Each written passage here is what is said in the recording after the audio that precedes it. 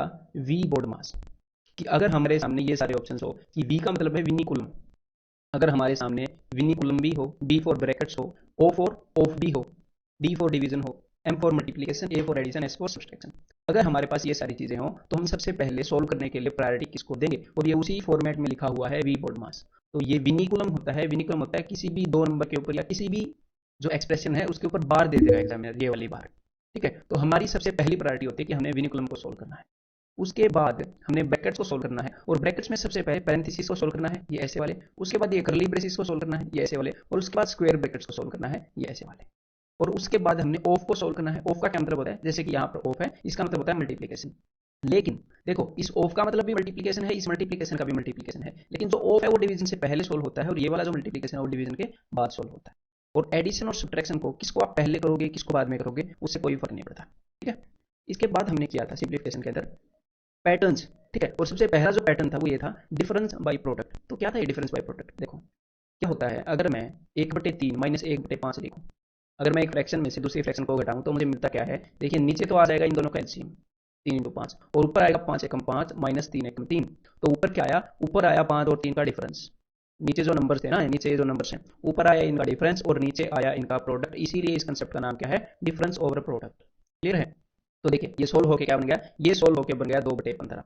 अब इसका फायदा क्या होगा एग्जाम में, एग्जाम में इसका ये फायदा होगा कि एग्जामिनर क्या कर देता है, जैसे एक और एग्जाम्पल लेते हैं, एग्जामिनर ये कर देता है 1/3 माइनस 1/4 क्या होगा, ये होगा 1/12, और 1/4 माइनस 1/5 क्या होगा, 5 और 4 का डिफरेंस एक है, और इनका सम 20 है। तो एग्जामिनर आपको ये वाली चीजें दे देता है। अगर एग्जामिनर आपको ये वाली चीजें दे और ये वाली पूछे तो आसान है, लेकिन अगर कोई आपको बोले कि भाई 1/12 को तोड़ो, तो ऐसे तोड़ पाना मुश्किल है, इसीलिए हमने क्या देखना है कि नीचे किन चीजों का प्रोडक्ट है और ऊपर उन्हीं चीजों का आपको डिफरेंस मिलेगा। तो एग्जामिनर क्या करता है, एग्जामिनर ऐसे दे देता है 1/12 प्लस 1/20 प्लस 1/30 प्लस 1/42, ऐसे करके वो आपको दे देता है।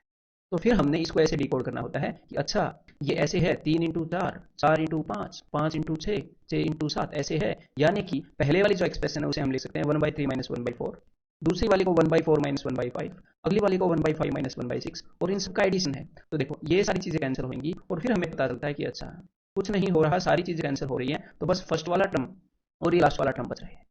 तो यानी कि अब आपने क्या करना है, जब सारी चीजें कैंसिल ही हो रही हैं, हमें पता है कि ऐसा होता है, तो भाई सिर्फ हमने ये देखना है कि 12 कैसे बना है, 12 बना है 3 और 4 से, तो पहले वाला उठाओ 1/3। ये एंड वाला 42 कैसे बना है, 42 बना है 6 और 7 से, तो 7 वाला उठाओ। पहले वाले में सिर्फ पहले वाला बचेगा, लास्ट वाले में सिर्फ लास्ट वाला, तो 1/3 माइनस 1/7 इज इक्वल टू 7 और 3 का डिफरेंस 4, 4/21 इसका आंसर हो जाए। ठीक है, तो देखो अगर एग्जामिनर आपको ये क्वेश्चन देगा तो आप इसमें क्या करोगे, ये 2 × 3 है, ये 3 × 4 है, ये 4 × 5 है, ये 5 × 6 है। तो आप क्या करोगे, सबसे पहले आप लिखोगे 1/2 माइनस, उसके बाद आप लिखोगे 1/6, तो ये क्या आ जाएगा, ये आ जाएगा भाई 4/12 यानी कि 1/3। ठीक है, क्योंकि इसको मैंने कैसे लिख लिया, इसको मैंने लिख लिया 1/2 को 3/6, और 4/12 नहीं, मैंने इसको ऐड कर दिया, ये आना था 2/12, और यहाँ पर आंसर आ जाएगा 1/6।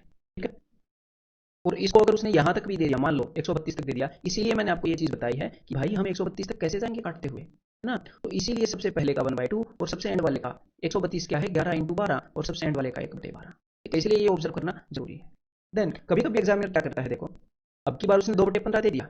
अब ये 2/15 क्या होता है, आप इस 15 को तोड़ोगे, 15 को ऐसे दो नंबरों में तोड़ोगे कि भाई 3 और 5, हमेशा आपको सीरीज बनती हुई मिलेगी। ये जो 35 है ये क्या है 5 × 7, ये जो 63 है ये क्या है, ये है जी 7 × 9, हमेशा आपको ऐसी सीरीज बनती हुई मिलेगी 9 × 11।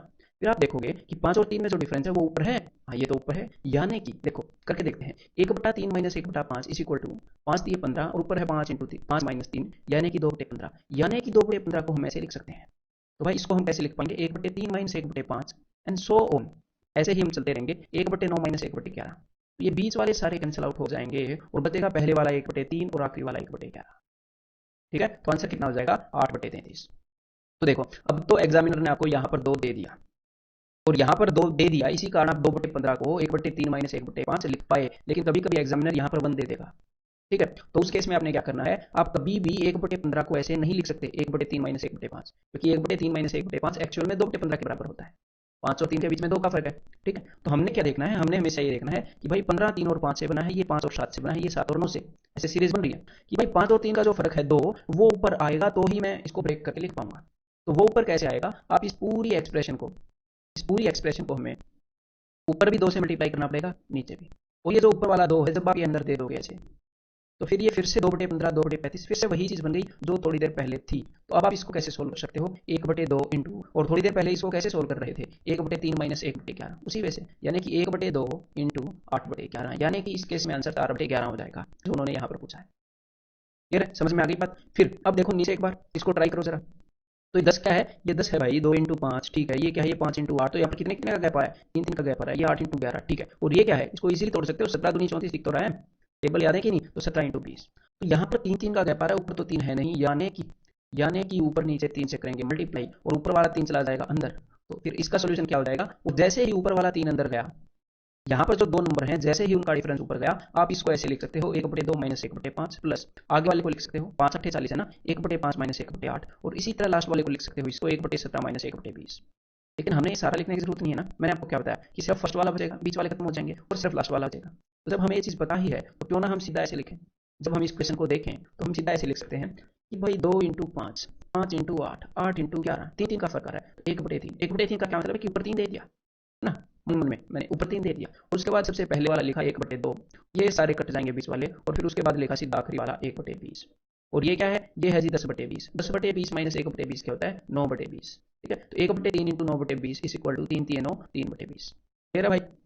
देन इसी पैटर्न के ऊपर क्या होता है कि भाई अब तक तो हम जब 2 कर रहे थे, अगर 3 आ जाए तो क्या होगा, देखो अगर 3 आ जाए तो आपने क्या करना है, सबसे पहले आपने ये देखना है, देखिएगा, चलो इसको मैं सिखाई देता हूँ आपको कि अगर आप यहाँ पर पहले 2 का जोड़ा बनाओ, 3 इंटू 5, इसमें से अगर आप घटाते हो 1/5 इंटू 7, यहाँ पर क्या होगा देखना, यहाँ पर नीचे एलसीएम आ जाएगा 3 इंटू 5 इंटू 7, और एलसीएम को हम इससे डिवाइड करते हैं तो बचता है आखिरी वाला अक्षर यानी कि 7 माइनस, और जब हम इससे इस एलसीएम को डिवाइड करते हैं तो बचता है जी पहले वाला अक्षर यानी कि 3। एलसीएम लेने का यही प्रतिक्रिया है, यही काम है, यही प्रोसेस है, ठीक है। तो ऊपर क्या होगा, ऊपर आएगा 7 और 3 का डिफरेंस आप खुद देख सकते हो, तो ऊपर आ गया जी 4, और नीचे आएगा 3 इंटू 5 इंटू 7। तो कुल मिलाकर क्या है बात, कुल मिलाकर बात यह है कि भाई 4/3 इंटू 5 इंटू 7 को हम ऐसे लिख सकते हैं, लेकिन यहाँ पर तो 4/3 इंटू 5 इंटू 7 नहीं है, तो प्रॉब्लम होगी। तो इस केस में आप क्या करोगे फिर से कि आप ऊपर और नीचे 4 से मल्टीप्लाई कर दोगे, ये ऊपर वाला 4 चला जाएगा अंदर, और अब ये जो अंदर वाली चीजें हैं इन सभी को आप उस फॉर्म में लिख पाओगे। तो बाहर है 1/4 और अंदर है 1/3 इंटू 5 माइनस 1/5 इंटू 7। आगे वाले को कैसे लिख सकते हो, 1/5 इंटू 7, ओके, माइनस 1/7 इंटू 9। तो यहाँ पर भी आप देख पा रहे हो ये वाला और ये वाला कैंसिल हो गया, ये वाला और ये वाला कैंसिल हो गया, ऐसे कैंसिल होते जाएंगे, फिर से कैंसिल हो रहे हैं। तो हमने सिर्फ क्या देखना है कि पहले वाले 2 का प्रोडक्ट बच रहा है, एक तो ये रहा, और एक एंड में आखिरी वाले 2 का प्रोडक्ट बचेगा, यानी कि 1/9 इंटू 11। तो बीच वालों को भूल जाओ, यही बचेगा, और एंड वाले के पास जो साइन बचेगा वो नेगेटिव का बचेगा, माइनस 1/9 इंटू 11 ये बचने वाला है। अब इसको एक बार सोल्व करते हैं। तो यहाँ पर एलसीएम क्या होगा, यहाँ पर एलसीएम होगा मेरे भाई 3 इंटू 5 इंटू, देखो 3 हमारे पास है, 5 हमारे पास है, अब ये बोल रहा है एलसीएम के अंदर 9 लो, 9 को क्यों ले भाई, सिर्फ 3 ले, 2 3 लेकर 9 तो बन ही जाता है, एक 3 ऑलरेडी है, और यहाँ पर 11।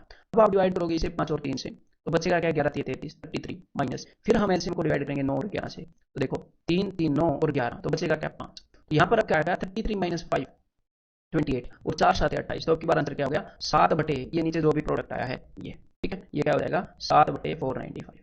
ये रहा भाई। तो अगर ये सीरीज आ जाए हमारे पास तो क्या करेंगे, तो ये चीज़ हमने समझी है अभी। फर्स्ट और लास्ट वाले में कितने का फर्क है, फर्स्ट और लास्ट वाले में फर्क है मेरे भाई 2, तो यानी कि ऊपर 2 चाहिए, ऊपर और नीचे 2 से मल्टीप्लाई करना है, ठीक है। तो एग्जैक्टली मैं ऊपर और नीचे 2 से मल्टीप्लाई नहीं करता, मैं सीधा ऐसे लिखता हूँ 1/2। तो 1/2 का मतलब यही है कि भाई ऊपर 2 चाहिए था, 2 दे दिया, फिर ब्रैकेट में मैं लिखता हूँ पहले वाले 2 यानी कि 1/1 इंटू 2, फिर मैं लिखता हूँ ये सारे कैंसिल होते जाएंगे उसी प्रोसेस से, आखिरी वाले 2 यानी कि 9 इंटू 10, 1/9 इंटू 10, और बस इसका सोल्यूशन निकालना है, आपका आंसर हाजिर हो जाएगा, ठीक है। तो अंदर क्या है देखो जरा एक बार, अंदर है 1/2 माइनस 1/90। तो भाई 1/2 को कैसे लिख सकते हैं, ऊपर नीचे 45 से गुणा करेंगे तो 45/90, तो 45 माइनस 1 कितना हो गया 44/90, तो 44/90 इंटू 1/2, तो 2 से ये जाएगा 22 पर, तो आंसर क्या हो जाएगा, आंसर हो जाएगा जी 11/45। ठीक है, समझ में आ गई बात। देन अब तक हमने 2 वाले कर लिए, 3 वाले कर लिए, अभी 4 वाला कैसे होगा, तो 4 वाला भी सिंपल है। देखो एक वाले में क्या हो रहा था, ये माइनस ये, 2 वाले में क्या हुआ, 2 वाले में 2 2, 3 वाले में क्या हुआ, देखो जब 2 थे तो हमने 1 1 का जोड़ा बनाया, 1 1 का जोड़ा बनाया, जब 3 है तो हम 2 2 का जोड़ा बना रहे हैं, पहले 3 और सॉरी 2 2 का, पहले 2 और आखिरी 2, जब 4 है तो हम 3 3 का जोड़ा बनाएंगे, पहले 3 और आखिरी 3, बस। तो इसको करो जरा, हाँ लेकिन पहले और आखिरी वाले में फर्क कितने का है, 9 और 3 6 का, तो ऐसे करना है भाई, ऐसे करना है, ऊपर 6 है नहीं, अगर ऊपर 6 होता फिर तो कोई बात ही नहीं थी, ऊपर 6 करना है, तो ऊपर 6 करना पड़ेगा, तो बाहर हो गया 1/6, और यहाँ पर अंदर क्या आएगा 1/3 into 5 into 7 minus 1/5 into 7 into 9 plus आगे प्लस 1 बाई पहले 3 का जोड़ा 5 into 7 into 9 minus 1/7 into 9 into 11, तो भाई देखो इस वाले से ये वाला कैंसिल हो जाएगा, तो ये चीज़ तुम्हें पता ही है, ये पहले ही कैंसिल होते हैं, पता है ना। तो सीधा क्या करेंगे, कितनी भी बड़ी सीरीज हो, वैसे 4 वाला पूछेगा नहीं, पूछेगा चाहे 4 वाला पूछे 5 वाला, हम तो निकाल देंगे ऐसे देखो, ठीक है। तो हम क्या करेंगे, सिर्फ पहले वाला लेंगे, बीच वाले तो कैंसिल ही होंगे, फिर लास्ट वाला लेंगे, हम ये वाला करेंगे काम, ठीक है। तो अब देखो भाई यहाँ पर बचा क्या है, यहाँ पर बचा है 1/7 × 9 × 11। इसको अगर आपने सोल्व करना है तो देखो नीचे एलसीएम क्या आएगा, एलसीएम आएगा 3 × 5 × 7 × 7, यहाँ पर है ना ऑलरेडी है, 9 लेना है, तो एक 3 तो है, 9 बनाने के लिए एक और 3 चाहिए, तो अपने एलसीएम में 9 है, 11 और की। अब देखो इससे डिवाइड करेंगे 3 5 7 से डिवाइड करोगे तो बचेगा 33 माइनस, जब 7 9 11 से डिवाइड करोगे तो 7 गया, 11 गया, 3 और 3 9 गया, तो यहाँ पर क्या बचेगा सिर्फ 5, और बाहर क्या है 1/से, तो भाई 33 में से 5 गए, यहाँ पर आ गया 28, और इसे हम सोल्व करेंगे जो भी होगा। तो समझ में आ गई बात। पैटर्न 1 क्लियर है, अब पैटर्न 2 करते हैं। पैटर्न 2 है भाई अंडर रूट्स का। अंडर रूट्स का क्या पैटर्न है, कई बार आपको ऐसे काम देता है एग्जामिनर कि भाई √56 प्लस √56 प्लस √56, तो आपने क्या करना होता है, इस नंबर को ऐसे दो हिस्सों में तोड़ना है, इस नंबर को ऐसे दो हिस्सों में तोड़ना है जिनके बीच में एक का फर्क हो, और अगर पैटर्न के बीच में पॉजिटिव है, अगर पैटर्न के बीच में पॉजिटिव है तो बड़े वाला आंसर होगा, और अगर यहाँ पर पॉजिटिव की जगह नेगेटिव होता तो छोटे वाला आंसर होता, फिर 7 आंसर होता, ठीक है। जैसे इस केस में देखो 90 को ऐसे तोड़ना है 10 × 9, 90 को ऐसे दो अक्षरों में तोड़ना है जिनके बीच में एक का फर्क, ऐसी दो वैल्यूज में, और यहाँ पर नेगेटिव है तो यहाँ पर आंसर क्या हो जाएगा, = 9, ठीक है। यहाँ पर देखो जरा, 2 को ऐसे दो नंबर्स में तोड़ना है जिनके बीच में फर्क हो एक का, यानी कि 2 × 1 2, 2 × 1 2, और बीच में नेगेटिव है यानी कि छोटे वाला आंसर होगा। हाँ, तो यहाँ पर तो ये उसने पैटर्न फॉलो कर लिया। अब आपके दिमाग में हो कि अगर पैटर्न फॉलो ना करे तो कोई भी चीज़ जो पैटर्न फॉलो ना करे, देखो उनके लिए बतेरे आपको फॉर्मूले मिल जाएंगे, बतेरे, लेकिन वो फॉर्मूले आपने नहीं करने हैं। मैं आपको बता रहा हूँ, किसी भी चीज़ के लिए, मतलब दुकान पर थैली लाने के लिए फॉर्मूला मिल जाएगा, दुकान पर से दूध की थैली कैसे लाते हैं, तो जोक्स अपार्ट, मतलब कि हम हर एक छोटे मोटे काम के लिए नहीं फॉर्मूले याद करेंगे, कंसेप्ट सीखो। अगर यहाँ पर ये हो जाएगा कि 6 तो ऐसे ब्रेक किया जा सकता है वैसे ना, तो अगर यहाँ पर ये हो जाएगा 6 + √6 - √6 + √6 माइनस एंड सो ऑन, हमें इसकी वैल्यू बतानी है, तो इसको इज इक्वल टू मान लो x k t कुछ भी, ये पूरा इज इक्वल टू k है। फिर आप ये बताओ k की जो वैल्यू है, इस k की जो वैल्यू है वो एक्जैक्टली किस चीज़ के बाद रिपीट होती है, क्योंकि इन्फिनिटी तक है ना, ये देखो इस चीज़ के बाद जो चीज़ आ रही है ना इसके अंदर, क्योंकि ये इन्फिनिटी तक है, सेम चीज़ रिपीट हो रही है, तो k की जो वैल्यू है √6 + √6 माइनस √6 + √6 ऐसे, तो इस चीज़ के बाद एक्जैक्टली वही वैल्यू है, तो क्यों नहीं इस चीज़ को हम k लिख दें, √6 + √6 - k = k। अब हम क्या करेंगे, दोनों तरफ स्क्वायर करेंगे, उसके बाद इस 6 को भी उस साइड भेज देंगे, उसके बाद फिर दोनों तरफ स्क्वायर करेंगे, और ऐसे करके देखो अगर इस फॉर्म में एग्जामिनर आपसे क्वेश्चन पूछेगा तो अलजेब्रा की कोई एक्सप्रेशन पूछेगा, k⁴ ऐसे एक्सप्रेशन आने वाली है।